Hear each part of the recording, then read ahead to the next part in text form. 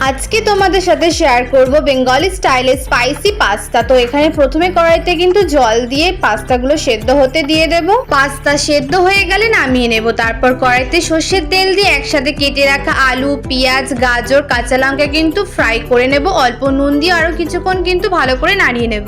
সব vegetables fry হয়ে যাওয়ার পর মাঝখানে কিন্তু আমি দুটো ডিম দিয়ে দেবো আর অল্প নুন দিয়ে কিন্তু ভালো করে সবকিছুর সাথে কিন্তু মিক্স করে নেব। ভালো করে কিন্তু ফ্রাই হয়ে যাওয়ার পর ওপর থেকে কিন্তু দিয়ে দেবো পাস্তা মশলা, মিট মশলা আর সামান্য লঙ্কার গুঁড়ো দিয়ে ভালো করে আরো কিছুক্ষণ কিন্তু ফ্রাই করে নেব। তারপর ওপর থেকে দিয়ে দেবো টমেটো কেচাপ আর সয়া সস দিয়ে ভালো করে আরো কিছুক্ষণ নাড়িয়ে নেব। তারপর ওপর থেকে দিয়ে দেবো পাস্তা। সবকিছুর সাথে কিন্তু পাস্তাটা ভালো করে কিন্তু মিক্স করে নেব।